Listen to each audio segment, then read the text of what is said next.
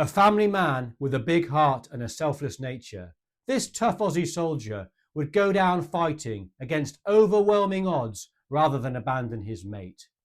In doing so, he would be awarded Australia's first Victoria Cross of the Vietnam War and set the foundations for the legendary reputation of the AATV. This is the extraordinary story of Kevin Dasher Wheatley.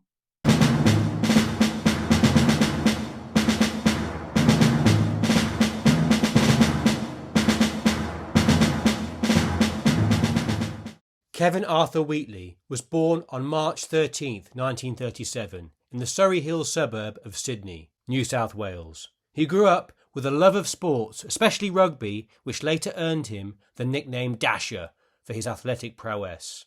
Solidly built, he was only around 5'6" or 5'7", but he was fast, and he would be one of the best players in the army.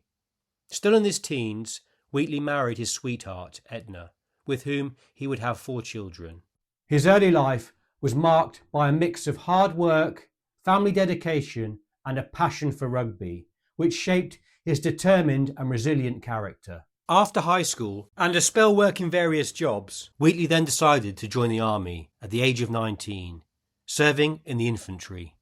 Initially posted to the 4th Battalion Royal Australian Regiment, he was transferred to the 3rd Battalion and served the tour of Malaya between 1957 and 1959.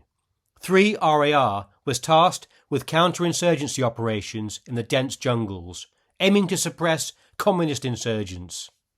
Wheatley and the junior ranks would be trained and mentored by veterans of World War II within the unit, blokes who had served in places like the Kokoda Track, old school, hard as nails types who had gone hand to hand with the Japanese.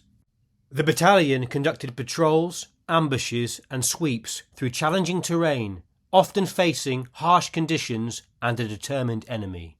Malaya would be where many future members of the AATV would cut their teeth, learning practical jungle warfare skills, counterinsurgency, and winning local hearts and minds. During this tour, married members could reportedly bring along their families. During this time, whilst not out on operations, Wheatley would be known for being generous and hospitable, always inviting others over to his family home for dinner.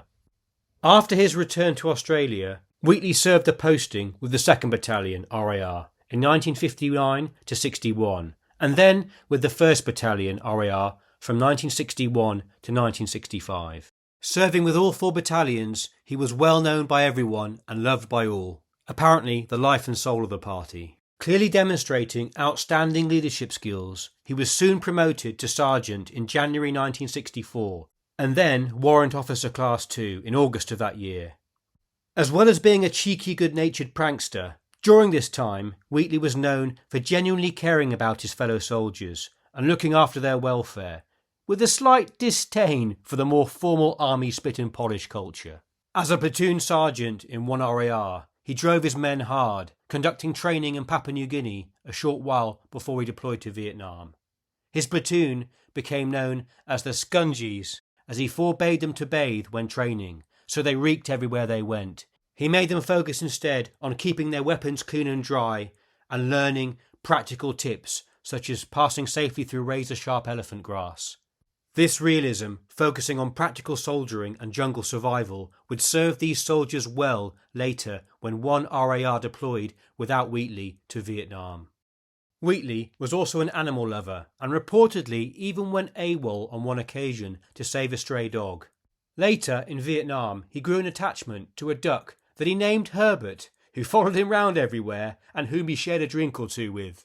He gained a reputation for being the life and soul of the party, never putting himself first, always looking out for the little fellow, and, an important trait of a leader, never asking anyone to do anything that he wouldn't do himself. In 1965, returning from Papua New Guinea, Wheatley joined the elite Australian Army Training Team Vietnam, known as the AATV, and with this unit deployed to Vietnam. Members of the AATV generally serve tours of duty of between 12 and 18 months in Vietnam. Originally nicknamed the Dirty 30, These experts in counterinsurgency and guerrilla warfare arrived in Vietnam in 1962 and were led by the legendary commander Ted Sarong. This 30-man team were all experienced officers or senior NCOs who were tasked with training South Vietnamese forces. With the war escalating, the AATV increased to approximately 100 personnel, 15 officers and 85 senior non-commissioned officers by the end of 1964. In 1965, their remit had evolved from purely training Southern Vietnamese troops to acting as on-the-ground advisors, and in some cases even commanding local troops. Its area of operations stretched from the far south to the demilitarised zone in the north, basically the length and breadth of South Vietnam. At this point, AATV members would typically serve far from other Australian units, generally in the central highlands with Montagnard Hill tribes or Arvin forces, often working with just one other Australian or American advisor. This was a very dangerous, very difficult and very lonely job. In mid-1964, restrictions were lifted on the AATV participating in combat operations. Wheatley would have known he was going into a very hot tour. Wheatley's tour in '65 would also coincide with Australia's involvement in the war escalating as the government committed a full infantry battalion, his old unit, 1 RAR.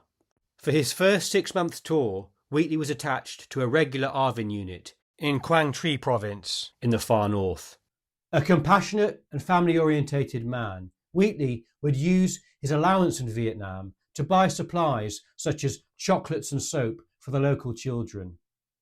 When asked why he was doing this and that he couldn't help everyone, Wheatley responded with, "At least I'm helping that one person." He became well liked and respected amongst the Vietnamese community. As an example of his sense of humour, he gave local kids sweets in exchange for calling him Ned Kelly. With his genuine kindness, he very much reminds me of another chap we covered earlier in the Real Life Hero series, James Buddha Bonsteel. In May 1965, with the Arvin, Wheatley was involved in an action. During the fighting, a small girl ran terrified across the battlefield. Perhaps because he was a father himself and seeing the danger, Wheatley ran after the girl, through the crossfire and brought her back to safety, using his own body to shield her. Returning her to her mum, he then returned to the fight. His courage under fire inspired his men. He would, decades after the Vietnam War, be posthumously awarded a retroactive medal for gallantry for this act of courage. 3 months or so later, on the 18th of August 1965, Wheatley was an assistant advisor in an assault on an enemy-held village. When the village was taken, the remaining Viet Cong enemy troops retreated up a nearby slope to plan a counter-attack. Meanwhile, Arvin troops stopped their advance to gather up discarded enemy equipment and supplies. Carrying on the attack alone, Wheatley advanced up the slope some distance before being supported by a company of Arvin who had been urged forward by another Australian advisor. Under heavy grenade and automatic fire, Wheatley, still in the lead, encouraged his troops forward in a bayonet charge where they completely routed the Viet Cong. He also saved the life of an American colleague. For his leadership of the attack on this Viet Cong-held village, Wheatley was nominated for the US Silver Star, but the award was delayed due to Australian policies regarding the acceptance of foreign awards at the time. The award was finally approved and presented to his son at the US Embassy in Australia in December 2021. Around the same time, demonstrating his coolness during one contact when his unit was mortared, an American officer, US Marine James Jim Lowe, who was working with him at the time, was astonished to see Wheatley calmly playing with a nightcrawler insect, completely unaffected by the incoming shells. We all know Aussies are used to terrifying creepy crawlers, unlike us Brits, but Wheatley takes it to a whole new level in this case. Lowe also stated that Wheatley taught him how to fight in ways he couldn't learn at Quantico or Fort Bragg. When his R&R was up, rather than go to Tokyo or Hong Kong for a week, Wheatley chose to spend it with one RAR who had just arrived in Vietnam. In September-October time, Wheatley was transferred to another team in the south, known as the A-Team, who were part of the 5th Special Forces Group. Under the command of Aussie captain Felix Fazakas, the team operated around the village of Tra Bong. Tra Bong was very isolated, with only one main arterial route providing access. On the 13th of November, after this road had been captured by the Viet Cong, a group of Australian advisors, including Wheatley, accompanied a company from the local Vietnamese Montagnard Civil Irregular Defence Group on a search and destroy mission. Wheatley was assigned to one of the platoons with a fellow warrant officer, Ron Swanton. As the platoon advanced through the rice paddies in the vicinity of Bin Hoa, they came under heavy fire from a larger VC force. In the ensuing fighting, Swanton was wounded. As the situation grew more intense, Wheatley requested support from Fazakas and a medical evacuation for Swanton. When his outnumbered platoon began to falter and retreat under heavy pressure, Wheatley carried the wounded Swanton to a safer area as Fazakas moved his troops to support. As the VC closed in around this position, Wheatley insisted on staying with Swanton, even though he was urged to leave by medical personnel. Wheatley's citation reads, "On the 13th of November 1965, at approximately 1300 hours, a Vietnamese Civil Irregular Defence Group company commenced a search and destroy operation in the Tra Bong Valley, 15 kilometres east of Tra Bong Special Forces Camp in Quang Ngai Province. Accompanying the force were Captain F. Fazakas, Senior Australian Advisor, with the centre platoon, and Warrant Officers K.A. Wheatley and R.J. Swanton, with the right-hand platoon. At about 1340 hours, Warrant Officer Wheatley reported a contact with Viet Cong elements. The Viet Cong resistance increased in strength until finally Warrant Officer Wheatley asked for assistance. Captain Fazakas immediately organised a centre platoon to help and personally led and fought towards the action area.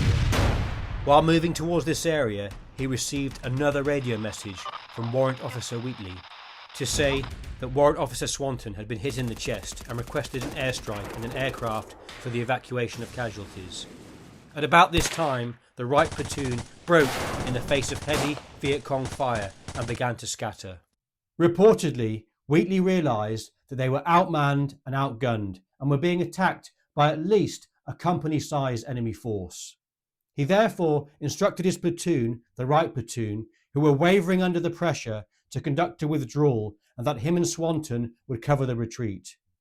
Remember, these guys, these Vietnamese, they weren't professional soldiers. They were almost like a home guard or civic defence. Not to mention the language barrier as well. Although told by the Civil Irregular Defence Group medical assistant that Warrant Officer Swanton was dying, Warrant Officer Wheatley refused to abandon him. He discarded his radio to enable him to half-drag, half-carry Warrant Officer Swanton under heavy machine gun and automatic rifle fire out of the open rice paddies into the comparative safety of a wooded area, some 200 metres away. He was assisted by a Civil Irregular Defence Group member, Private Ding Do. Just imagine carrying the full weight of a wounded man with you, with all your kit and your SLR weapon, in the steaming heat of the jungle. The mud from the rice paddies sucking at your boots and trying to swallow you in. For 200 metres, under intensive fire. What an incredible feat of strength. Ding Do, when the Viet Cong were only some 10 metres away, urged Wheatley to leave his dying comrade. Again he refused, and was seen to pull the pins from 2 grenades and calmly awaited the Viet Cong, holding 1 grenade in each hand. Shortly afterwards, 2 grenade explosions were heard, followed by several bursts of small arms fire. Just imagine, your platoon, your men, have either withdrawn or they've fled. You're exhausted, and there's a company-sized enemy closing in. That's at least 80 to 100 men. Your local national medic is begging with you, pleading with you to leave with him now. It's your last chance. I would imagine as well, Swanton at this point is also saying, "Go, save yourself, leave me behind." Instead, Wheatley chose to stay with his mate till the bitter end. Those grenades were not for him and Swanton. Wheatley had used them to try and take out as many of the enemy as he could. This was confirmed the following day. The two bodies were found at first light next morning after the fighting had ceased, with Warrant Officer Wheatley lying beside Warrant Officer Swanton. Both had died of enemy gunshot wounds. They had been killed only when their position was overrun. With his selfless nature as well, part of me thinks that Wheatley also planned his last stand there to buy time for his Vietnamese to extract and get away and survive, in addition to staying with his mate.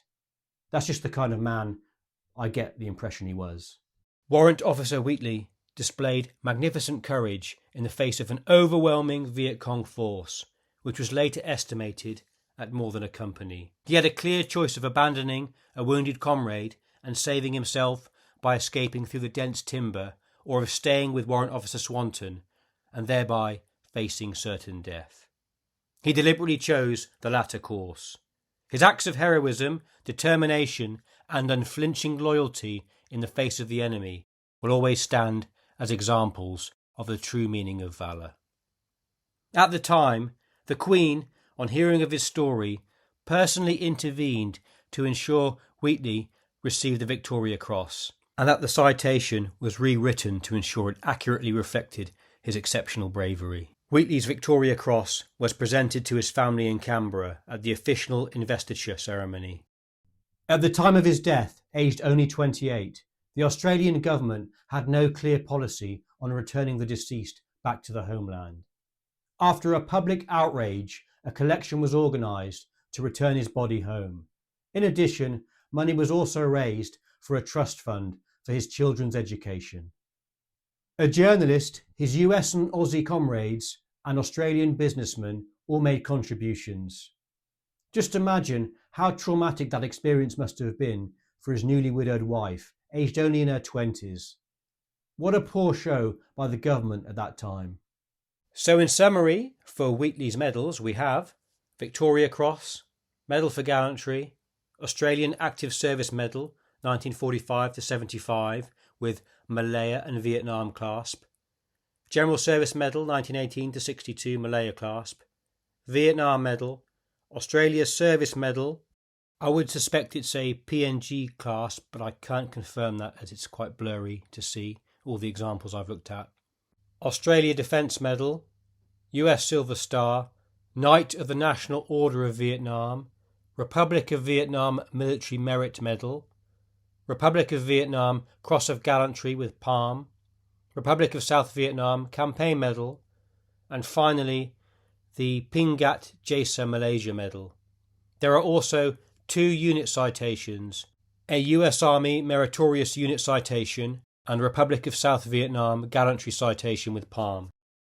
For this video, I've used a variety of sources online for Wheatley's medal set, as with new awards it's changed over time. This ranges from Victoria Cross Online, Australia War Memorial, and various Australian media articles, to name just a few. A shout out to Winona Bully RSL, who, according to Facebook, organised the manufacturing of this portrait and then presented it to Wheatley's family on Vietnam Veterans Day in 2018. What a wonderful gesture. Hey, you can have a $6 schooner in the bar to toast his memory as well. Fantastic. If anyone is interested in learning more about Wheatley's life and career, I recommend the book Dasher by Michael C. Madden. I believe the book was also written with support from Wheatley's family. There is also a podcast where the author is interviewed on YouTube called True Blue Conversations Podcast. It's well worth a listen. This story is so incredible that I've only really just touched the surface, so I definitely recommend the book Dasher. And I'm really hoping as well that I've told this story in a respectful and informative way. In conclusion, what a brave and selfless man Kevin Dasher Wheatley was. I'm just amazed that he was only 28 when all this occurred.